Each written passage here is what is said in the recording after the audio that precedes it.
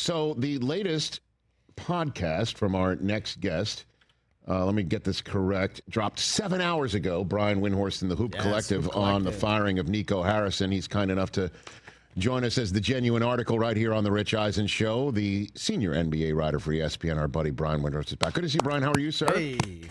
Hello, Rich. You can watch that podcast at like 2:30 or something Eastern on ESPN2. Yes. Should you have nothing better to do? Listen, you and I, we're here. Our Overreaction Monday pod is on ESPN2, 4:30 Eastern every single Monday. What we do, you know what we are? We're filler programmers. That's what we do. Listen, do you know how cheap we are to just slap on linear television? Brian, listen, you're a wordsmith, so you'll appreciate this. We're inexpensive, okay? You understand? Efficient. We are not cheap. Efficient. We're not cheap. We are inexpensive. Okay. So why now? Why now in Dallas with this move with Nico, Brian? Well, I think they didn't decide to fire him yesterday. I think they had been moving towards that decision for a while, and only Patrick Dumont, the owner or the governor, I should say, knows when he decided. But I think it was boiling over into what looked like was negatively affecting the players on the court.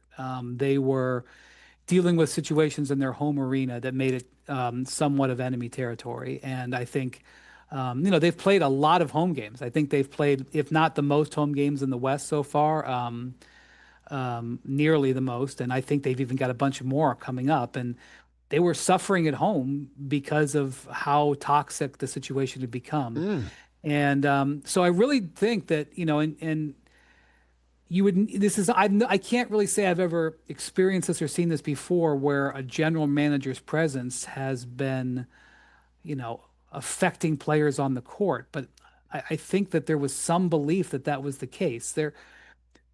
I've heard some things, and there's also been some things reported elsewhere. I don't feel on solid ground to tell you exactly what happened, but there seemed to be some indecision within the organization about Anthony Davis's status coming back from the calf injury, and that may have played a role, but I don't think that was a defining factor. I think the owner, Dumont, came to just his second game he had been at this year, and sat there and watched the toxic atmosphere, had a fan come up next to him during the game. The game's going on. And by the way, with all due respect, they're not playing, the Washington Generals out there. They're playing the Bucks. Giannis is out there. Yes. And fans are coming up to him during the game to discuss the state of the team.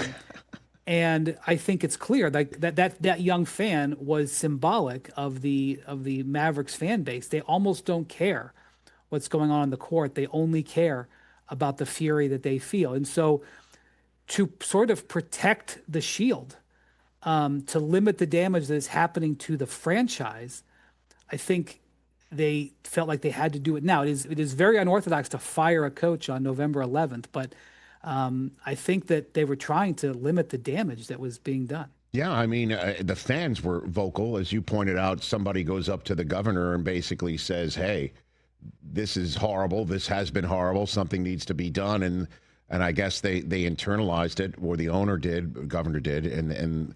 But it all does eventually come back down to, why did Luka have to go? And why did he have to go in the manner in which he went?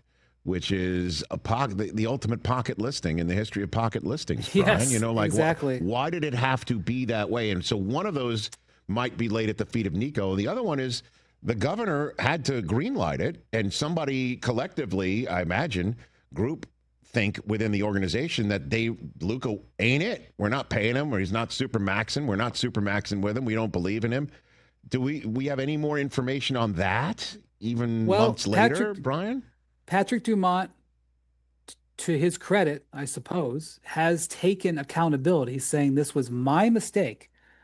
I allowed the trade. I made an errant judgment. He has said this on multiple occasions, and he repeated it in the letter that he wrote to fans yesterday. And I think when it comes to the Luka trade, and I know that asking for nuance is a huge ask, and especially with Maverick fans who are so raw about this still, but I will ask for nuance here. If you could divide it into two decisions, you could make a case for Luka to be traded. I don't think it's a winning case. I don't think it's a strong case. But if you wanted to say, I don't think investing $300 million, which is what they were going to have to invest in him had they kept him last summer, I don't think that's a smart investment. You could make that case. It is not the most insane basketball case I've ever seen. They were concerned about his health. They were concerned about his temperament. I would absolutely not have done that, but you could make a case. Period. New paragraph. You could make a case, not necessarily that I would agree with, again, but you could make a case that trading for Anthony Davis as the prime asset in return for Luka Doncic in a league where size is becoming more important and where your other star player is in his 30s and you need instantaneous, high level of competition, you could make a case that trading Luka Doncic for Anthony Davis as part of the prime part of the package makes basketball sense. Again, I wouldn't have done it, but you could sit in a conference room with a whiteboard and an iPad and say, here's my case. Okay. And if you present it to 10 people, you might get some yes votes. I don't think you'd get 6, but you could get some yes votes. Okay. Period. New paragraph. All right. Now, you still can't make that trade with that process. Yes, okay. right. You just can't do it. You have to get everything from the Lakers. Everything. You have to get the draft picks, the swaps. You have to get Austin Reeves. There's no negotiation. There's no case on this one. And if you say to me, which people from the Lakers organization have, well, we just weren't going to give Austin Reeves, I say, sounds good. Have a nice day. Click. You move on. And if you are still wanting to trade Luka, you look for other options. So we have a problem terribly with the execution of the trade and the process. Now, once that's happened, he's got to sell it. He's got to sell it to his players. He's got to sell it to the fan base. Absolute F- on this. His sales on this to the public was between irrational, irresponsible, and borderline arrogant, and insincere in some cases as well. And that was from the day after the trade. And so you add in that, now we're already upside down. Now Anthony Davis gets there and gets hurt his first game and basically has been hurt the majority of the time since. And so the trade is absolutely not working. Luka loses weight and is competing for the MVP. That's terrible. Kyrie Irving blows out his knee. Absolutely awful. All of a sudden, you are now in a gigantic snowball. And they are throwing gasoline on the fire with some of the things that he kept saying and his sentiment to it.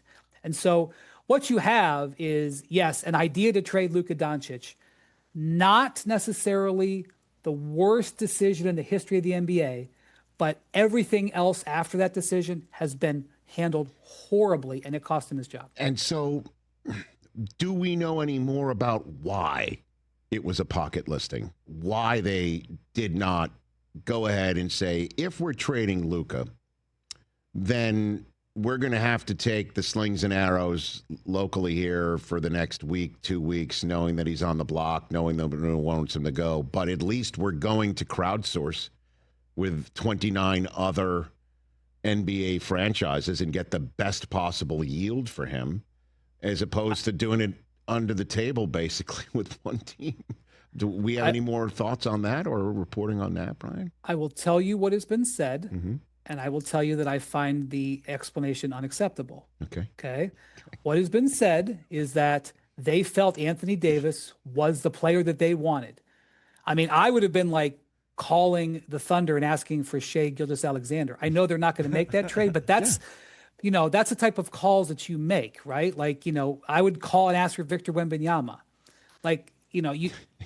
And I know that it will become, Shams within, 24 hours will probably be reporting it. You'd have to understand that. But and I know that those teams wouldn't do that trade, but that's the kind of calls I'm making, right?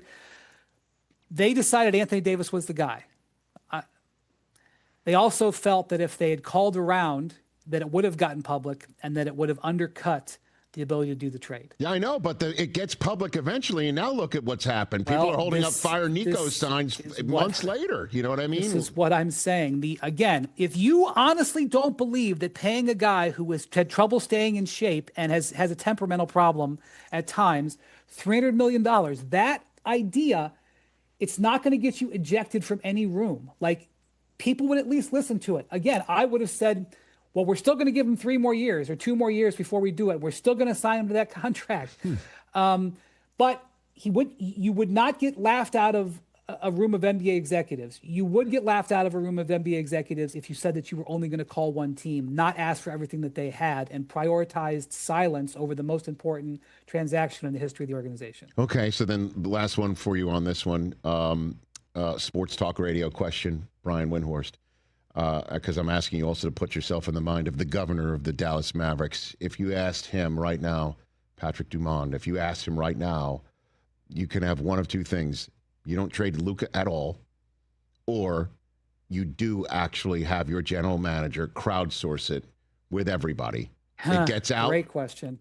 Which one do you think he would choose, Brian? God, it's a great question. I don't have an instant answer. Sure.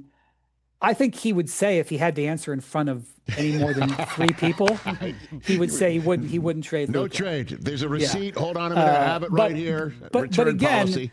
Right. Again, it's not insane to look at this and say, because in the era that we're in the NBA right now, like, the worst thing that you can do is have a player on a massive contract that is below that contract. You're crippled.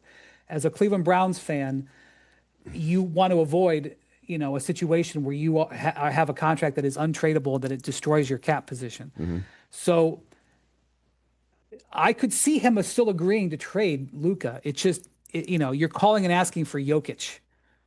You're getting told no on the top 5 players in the league. Giannis was involved in trade talks this summer. Okay. Now, I don't know if Giannis would have ever wanted to go to Dallas, but holy Moses, you're calling and asking about Giannis.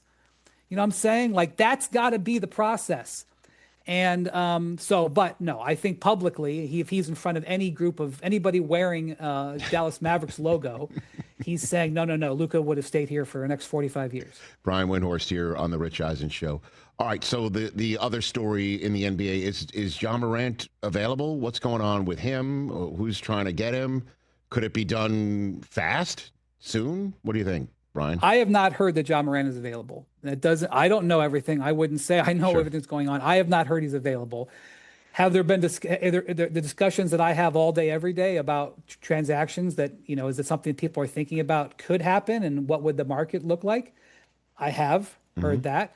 I will just tell you that Ja is having a terrible season, and his shooting numbers and his production have fallen off a cliff. Now, that seems to be because he's not happy in his situation, but he's already coming off several years in a row where he's had either major off-court problems or injuries, and his numbers, I'm not just talking about the raw scoring. I'm talking about the thing that worries executives about him is that his interior scoring is going down. This is a guy who is one of the most explosive athletes I've ever seen, who became a superstar for his ability to explode to the basket. And there's all these indicators that are showing he's not doing that as much anymore, following a bunch of injuries. Now, maybe if he was on this call with us, he would say it's because I don't like this offense. I don't know, but there's yellow flags on his play. Meanwhile, his outside shooting has never been worse. Okay, so what I'm telling you is his trade value is not good. And then I would challenge you to this. How many teams, let me just put it to you how my conversations with executives have gone. We've got 29 other teams that don't have Ja Morant. How many of those teams are unhappy with their point guard situation? Okay, because there's a lot of great point guards out there. For the sake of argument, this exact conversation I've had with league executives about 10 times over for the last 2 weeks. Okay, so I'm going to roll through it. Let's say there's 7 or 8. Let's say there's 7 or 8 teams. You could debate whether there's 6, whether there's 9. Let's just say there's 7 or 8 teams that would, consider upgrading their point guard position. How many of those teams want Ja Morant? That like those indicators? It's not 7 or 8, Rich. We could spend another couple of hours debating it, but let's say it's a few.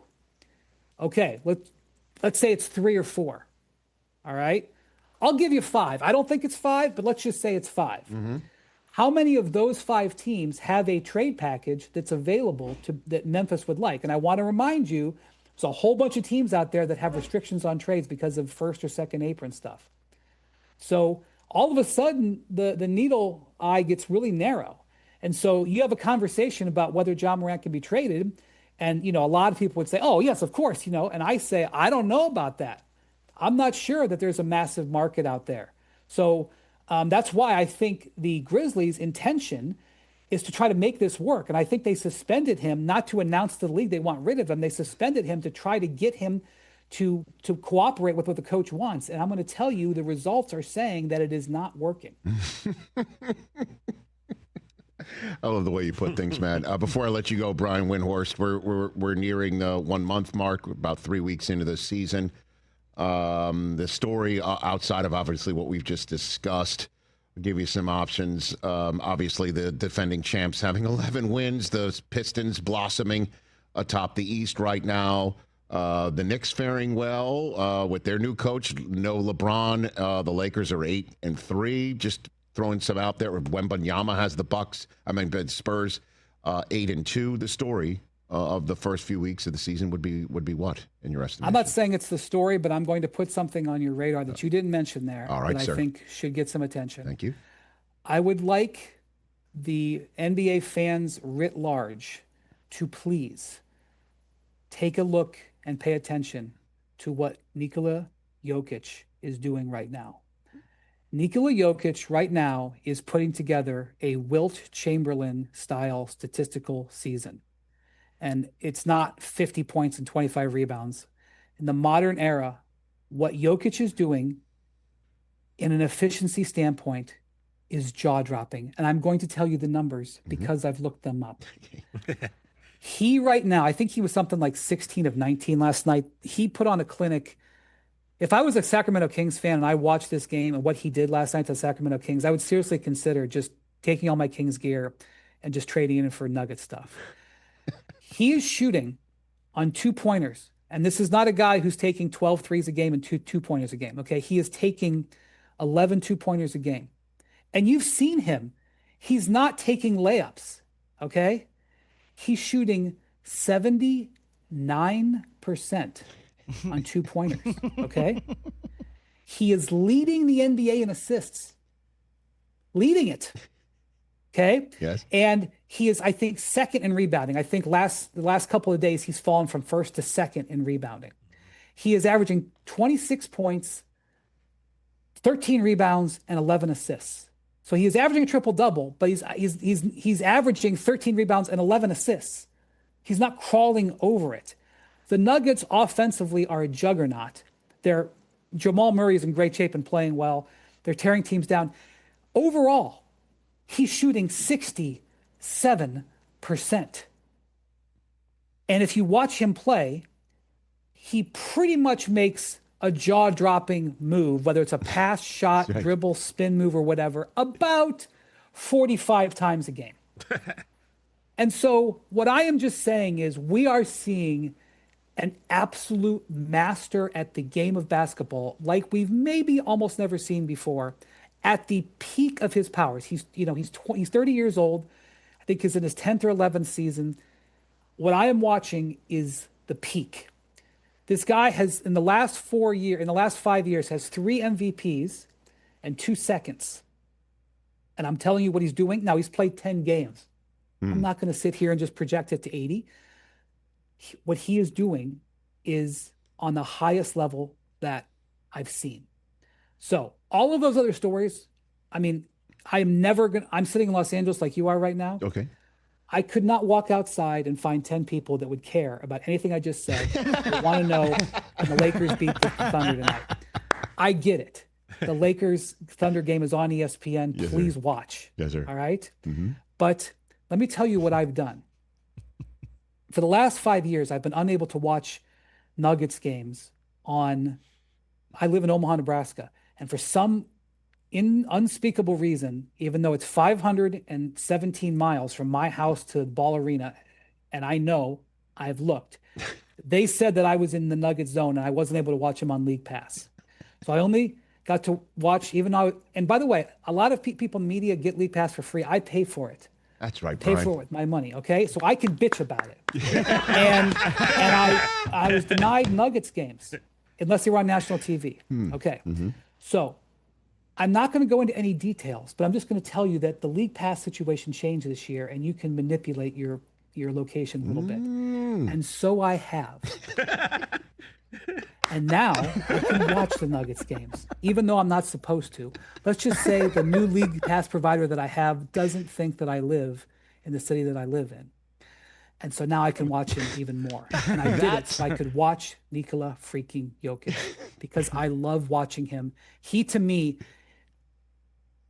he's the guy I would pay to see in the NBA because just about every possession, okay, not every one, but just about every possession, he does something that you're like, wow, that's awesome. Well, you literally are, as you pointed out, paying to watch him play. And Yes, you're going... I've manipulated the system. Brian Windhorst going rogue. That's how good Jokic is playing. I love it. You're the best, Brian. Thanks for the time. Thanks, Rich. Yes, Take indeed. Care. You got that tonight on ESPN. What a game indeed. Lakers. By the way, as long as I'm shilling. Yeah, please. The first game is Knicks and Magic. The Magic have won 4 out of 6. They're playing better. And the Knicks are 7-0. I think the Knicks have won 5 in a row, and they're 7-0 at the guard. Yeah. 7-0 at the guard. Right. So, good Eastern Conference game. And then later on, you can see if Luka can take down the Thunder in OKC. Also, it's an Inside the NBA night as well. So lots of reasons to flip on the aforementioned worldwide And let me leader in just say sports. that in the event that it wasn't an Inside the NBA night, Yes. you should still watch Yes. Countdown because Brian we have a Windhorst. very good product. We may not have Hall of Famers yet. No, but it's all no, good. we have a very good product. Brian, it's there's many reasons to watch, including 2:30 Eastern Time, the Brian Windhorst and the Hoop Collective podcast on ESPN2. Thanks for the time, sir. It may not be on 2:30. I don't even know what time zone I'm in right now, but it's on. You can see it at your leisure Check on your YouTube local listings. or your purveyor of podcasts. And if it's not available, just change where you live. Yeah. Because it's worth it. That's right. Just hit that Take a tab. page. If anybody asks, Rich, I live in Bozeman, Montana. Brian Windhorst, everybody. Fantastic. Yet another brilliant Brian Windhorst appearance on the Rich Eisen Show. Hey, you made it all the way to the end. Thanks for that. Check us out every single day streaming live on Disney Plus and the ESPN app 12 to 3 Eastern.